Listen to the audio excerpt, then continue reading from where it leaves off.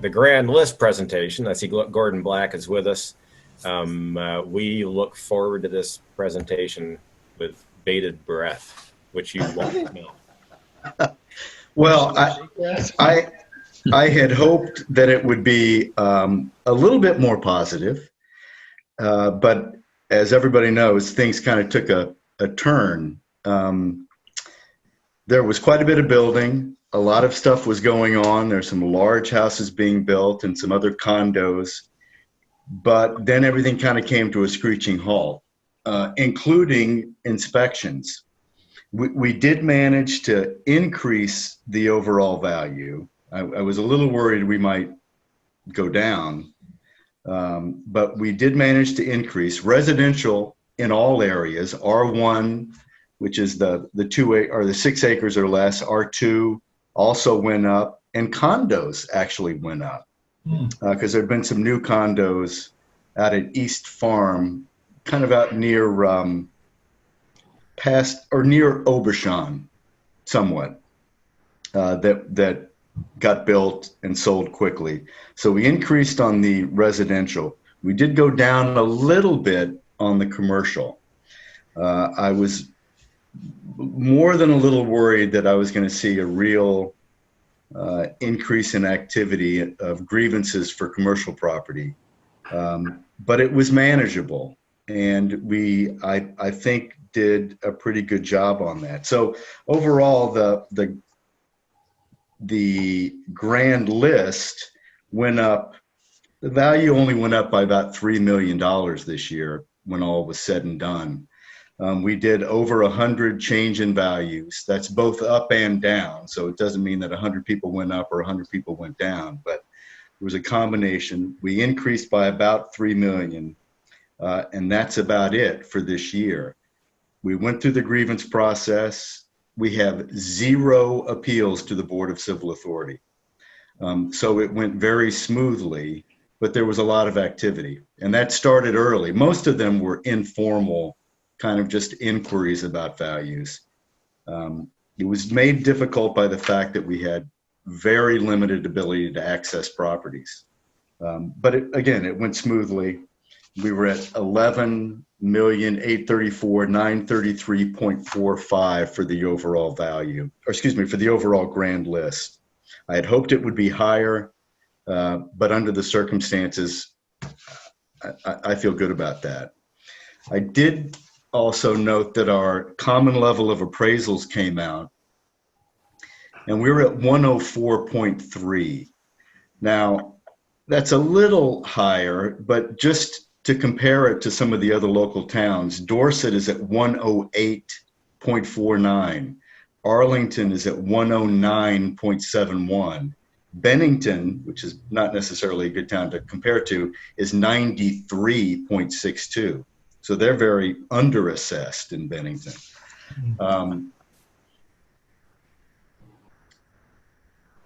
There's certainly been an increase in activity over the last couple of months, particularly with residential property. There have been a lot of purchases for at or above assessed value.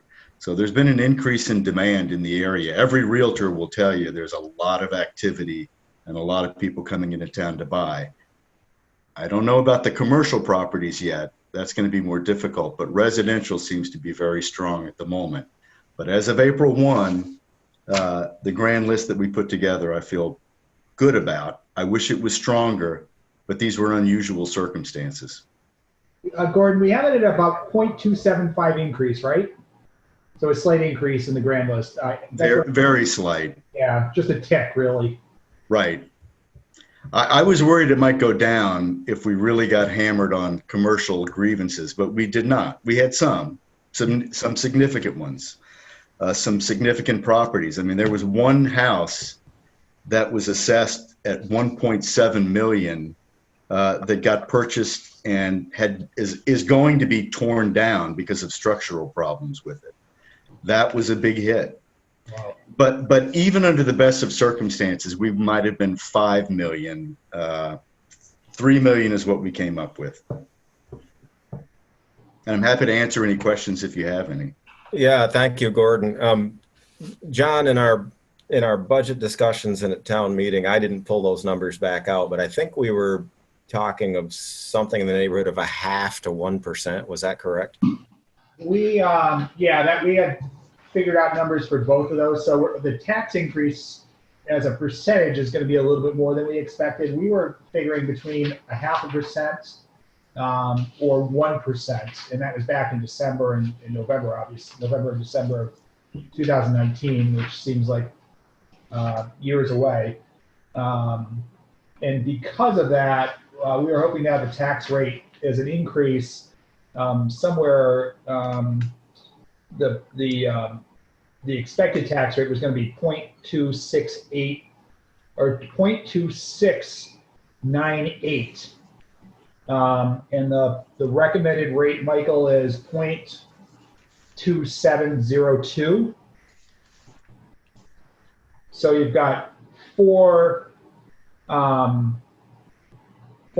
hundredths of a penny impact because of the grand list only going up less than 0.3% instead of 0.5. Correct. I'm just looking through here one more time just to verify that we used 0.5%. We thought we were being pretty conservative on the grand list. Let's see here. I know we had it in here. Yeah, the increase was going to be, without any grand lists, was going to be 0.35, or if you count in the voted appropriations, 3.5, and if you count the voted appropriations, 3.25. And then the grand list factoring an increase of 0.5%, as noted above. The increase would be 3.1%, but the number I gave you just now, 2.99% increase in the tax rate, counts voted appropriations. I don't have that other figure, but we're pretty close. The one thing that that impacted the tax rate slightly was the difference between 0.3%, well, 0.27% of a grand list increase, and the 0.5% that we were hoping for. Okay. Of course, we're getting into the discussion of the tax rate, which is the next agenda item. But right now we're discussing, and of course they're intertwined. We're discussing the grand list.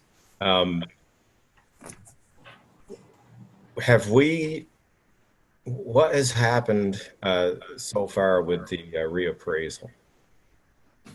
Well, it's been pushed back a little bit because frankly, it's impossible to get out and inspect properties at the moment. I did make an inquiry of our contractor. We had talked about pushing it back a little bit. I had hoped it was going to be ready to go still by fall, and it might be, but with current circumstances with COVID, I just don't know.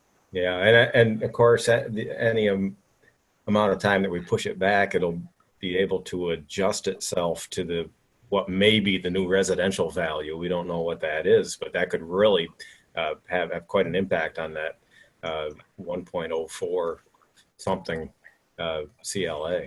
Right. He actually had recommended waiting to see what the market was going to do, as we talked about anticipating some kind of increase as a result of this, at least with the residential.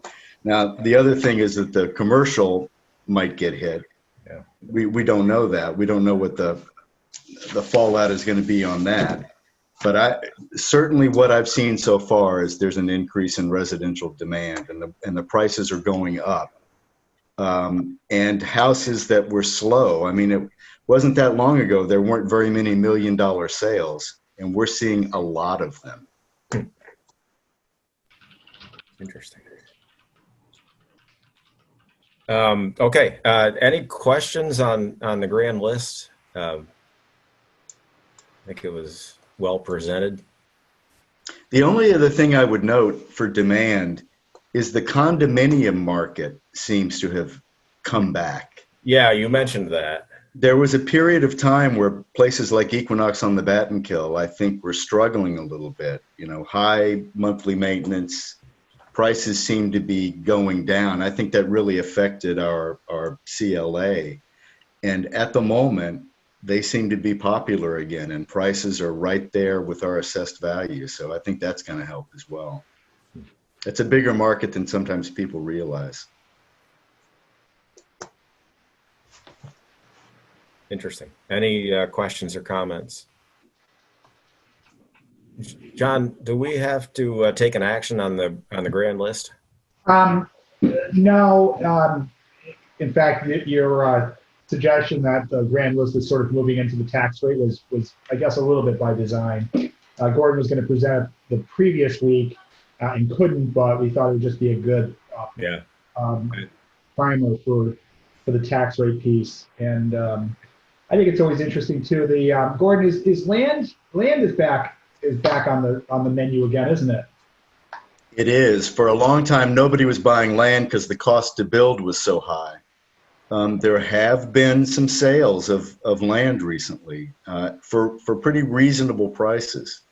So I'm hoping that's going to come back. Now, maybe they won't build. Maybe they're holding it for another day. But there definitely has been activity on land that wasn't there at all before. And is that building lots or larger tracts?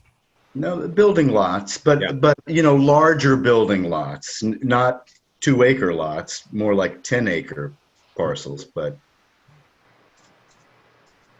the problem we're going to have now in terms of new building isn't going to be lots or land. It's going to be the cost of building materials. Yeah. Like a sheet of plywood is up 35% in the last month. Wow. I know for the grandstand project that we're doing at the park, we basically had to beg and steal pressure treated dimensional lumber. 2x6s, 2x4s, 2x8s, all that stuff is extremely hard to find. Yeah, right now, like on some pressure treated lumber, RK Miles can't even get it from their supplier until September. Yeah, we got some. I shouldn't mention it because maybe it'll go missing. But we got some 4x6 posts that we're going to hold off on buying, and the materials manager at RK Miles said he wouldn't wait to get it because we're going to be into the fall then. They would basically buy it now, or you're not going to get it. Yep. Better put it under lock and key. Yeah, I know. I may have to drive over and sleep on top of the pile tonight.